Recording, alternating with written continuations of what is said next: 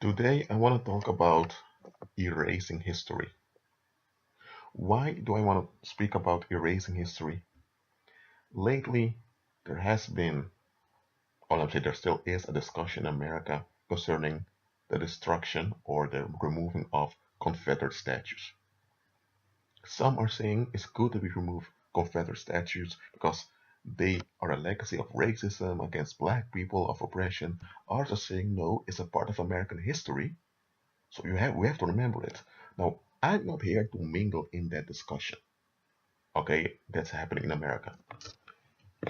I want to point out something to you that you may not have noticed, and I think you have not noticed it. When it comes down to history, I mean what happened in the past. Of course, the majority of things that happened in the past, people don't know. People know the big lines. For example, if somewhere, let's say French people came, they built settlements, and later and today in Canada you have towns with French names. Look at the names of those towns. They can see it's French, so they understand that it has to do with France. So that's obvious. Of course, we don't know the people that came from France, what their names was, or how their marriage went. So let me say this: the daily life and daily data of those billions that went before us, of course, we don't know all of that. We know the big lines of how a society and the community developed. But here's one thing I want you to realize. There are histories, there are things that happened in the past that are kept hidden from you.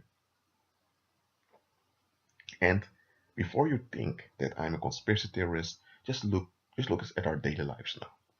Let's say that you had a a teenage girl used to date a guy who was into some cult, and she stopped dating the guy, and now she has a new boyfriend that she wants to spend with build a relationship with. Now, is she going to reveal to that new boyfriend that she had an ex and that she cheated on that ex? Well, she will not because, look, think about it.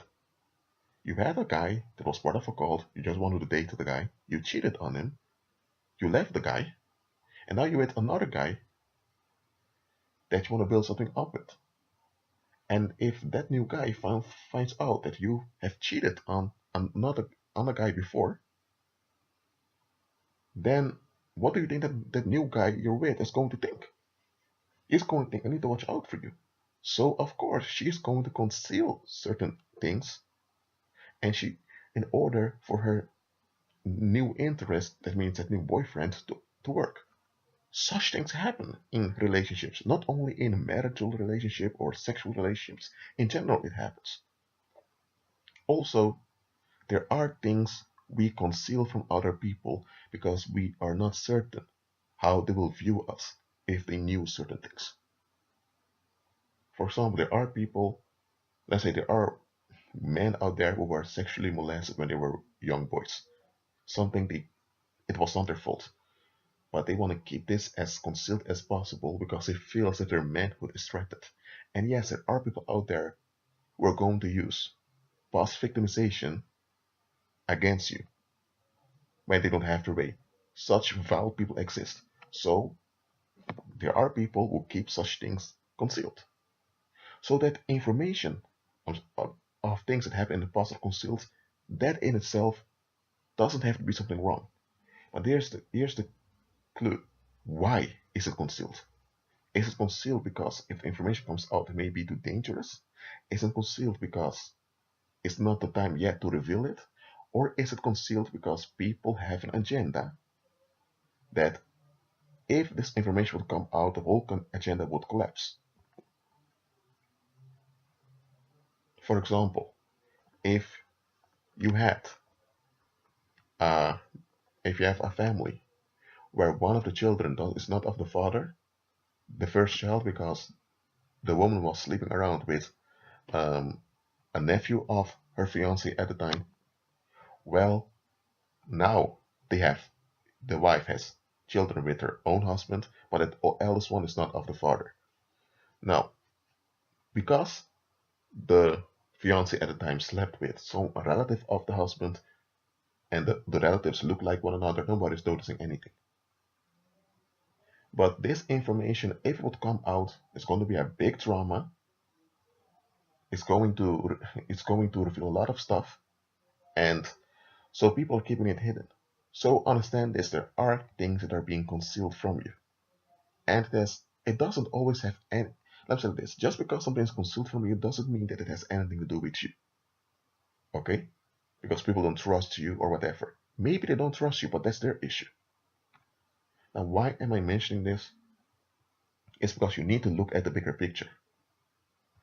When people are throwing you out of their lives, when people are disappearing from around you, and when you evaluate why they might be leaving, you you are thinking maybe I said something wrong, or maybe you think that, oh, maybe I um was involved in some call, maybe it's because I was in drugs, but you were not in drugs. So you begin trying to figure out, why did those people leave me? Look, let me give you the bigger picture now. When people choose to throw you out of their lives just like that, I'm not saying just unfriending from Facebook, because some people have Facebook and after a while they only want to use it for business reasons, so they kick everyone out who's not a business partner. So does it mean now that they have something against you? No, they're just using that medium for something else. So I'm not talking about just an unfriend or something like that. When people just disappear from around you and then resist the knowledge of your existence, that's what's happening now. Such people are trying to erase history in order to cover up an agenda they have in the present. And what's agenda? They want relief at all costs. And they know very well that people will not permit that, or people will not agree with it. Okay, just imagine, okay, let's imagine one thing. Imagine, okay, I'm going to use a parable. You have, and this is something that happens in real life. I'm not going to use the real names of the real people, but there was this man, Dutch man, married two daughters. And when the eldest daughter was around 12, near 13, the husband began to physically abuse his wife. He began to, oh, he had an affair, and he moved out to live with that other woman. And after a while, he began to physically assault that other woman also. And he tried to contact his daughters, but his daughters didn't want anything to do with it. Now, in this case, it's obvious what that agenda was. He wanted to get rid of his wife and his family to be relieved with that other woman. If he would have said this openly, that he wants relief from his family and he just wants to have fun and without any responsibilities, people would have told him, listen, you're married, you're a father, you have responsibilities. People would not have accepted it. So now let me give an illustration now. Let's say that you have, this is all something that happened. Well, it happened often, but okay. You have this man who has his family, like 4 kids. He's working to provide for his family, everything's going well. Then one day he disappears. He's given up as missing, and the children and the wife become homeless. And after years, they can finally have a place to live. They're renting. The children now in their late teens, so now they're also going to college. And let's say one of those guys' names is Dylan. Dylan, when he's 22, he suddenly sees a man at a bar that looks like his dad. He hadn't seen his father for almost 11 years. Then he walks to the bar and he says, Dad. When the man looks behind, he sees his father, and the man leaves immediately. He says, Dad, what? Then the bartender asks him what's going on, and he said to the bartender that was his father. They didn't see him for 11 years. And the bartender said, What? Your father? Yeah, his name is Luis. Then the bartender tells him, No, no, no, you're wrong. That's Jean-Pierre. He's from France. Jean-Pierre? And then the bartender tells Dylan he's married to um, one of my nieces. He's a French guy. And then Dylan's thinking, what the heck is going on here? And then Dylan the next day comes with pictures that his mother kept of his father after wedding day and all of that, and he shows the bartender. And the bartender is shocked. The bartender is thinking, what? So this Jean-Pierre does not exist at all? The guy's lied the whole time? Now what has happened here? In the previous parable that I gave to you, a man wanted relief that he knew would not be accepted, and he acted violently to get it anyway. And there were consequences for everyone involved. In the second parable, the man disappeared as if he died, and he concealed his past. Why? Because if he would have met a new woman and he would tell the new woman, I leave my family for you, if the woman is narcissistic or sociopathic, she might have accepted it. But even if that new woman would have accepted it, the people around her would not have accepted it. That a man would just throw his family away like that without any care and move in with another woman. And listen, no woman in her right mind would take a man like that. Why? Because if that man can do it with his wife and with his children, the mother, and if he can treat the mother of his children like that, then how is going to? No woman in her right mind would take a man like this. No woman would. But there's some women out there who are desperate would do it. But even then, the environment wouldn't take it. So this guy, in the second parable, he erased his history. And by erasing his history and having now an alternative history, he could get what he was after. Now again, there are things you can conceal. Okay, you're not under obligation to throw everything out all the time. But understand this, there are people out there who are concealing stuff because they have an agenda of which they know that agenda cannot be defended. So look at it from this perspective when you're noticing that people try to erase your trails in their past. Everyone has a history, everyone has. Okay, and when people try to erase evidence of your existence in their history, it's because there's something they want to preserve that any knowledge of you would hinder. For example, if you used to be, whether you're a male or female husband, if you used to be someone that used to be targeted and mistreated and abused, and a lot of people allowed it to happen, and let's say that now you've become a minister or someone that's relevant in society, people, the new people you encounter will know you as a relevant individual, whether in politics or in business or in the media. They're going to look at your past, how you developed. And when they begin to look at your past, now they're saying, hold on a minute. The school you used to go to is broken down. Now, when people try to look for your past, they almost can't find anything about you. Now, what's going on? The people in the past that allowed bad things to happen to you, they're alive today.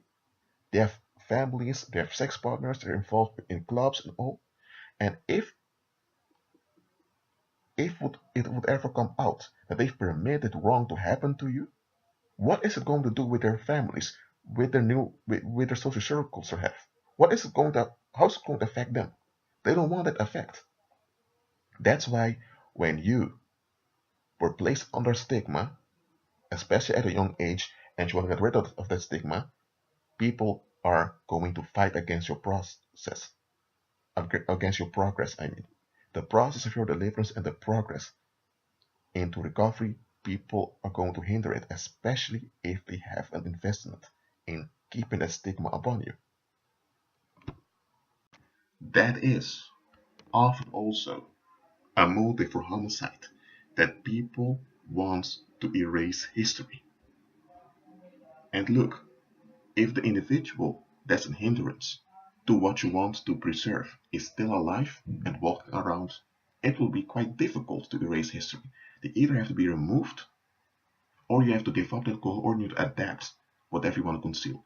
And there are times when people become so desperate that they want to eliminate everyone that's a threat to the outcome they're longing for.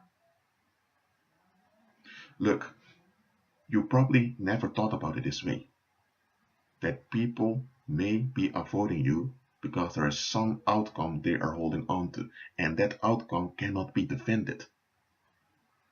And that's why they eliminate people, they eliminate some elements in order to allow the outcome to be a kind of acceptable. It can be, maybe it's just that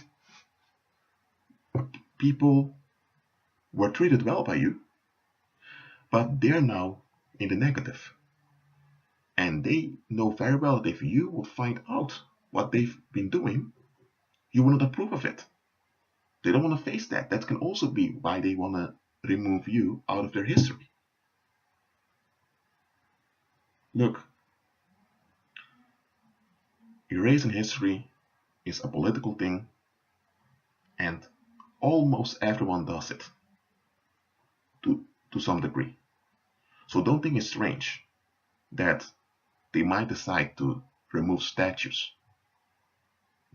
of political figures in the past, because such things happened often. Don't be distracted by it. Just agree with Christ, keep on going, and when people are trying to remove you from their history, something that's practically impossible, but when they are desperate enough to attempt it, let them be. I'm not saying that you have to agree with them, that you have to cooperate with what they're doing, absolutely not. Neither am I saying that if they begin to commit fraud on your behalf and endanger you, that you just have to sit down and accept it. I'm not saying that, but let them be. Why? Because such people look at the bigger picture. They are desperate. They're desperate enough to use violence upon history. Something that's futile, something that you can never achieve, something you can never win, but they're fighting against history. They don't think, okay, bad stuff happened in the past, let's do it better in the future. No, they're fighting against history. They are in denial. They don't want to operate in reality. Look, that the bad stuff happened in the past, or tragic stuff they happened, that doesn't have to mean that you are tragic and that your future cannot be better, or that your present cannot be better.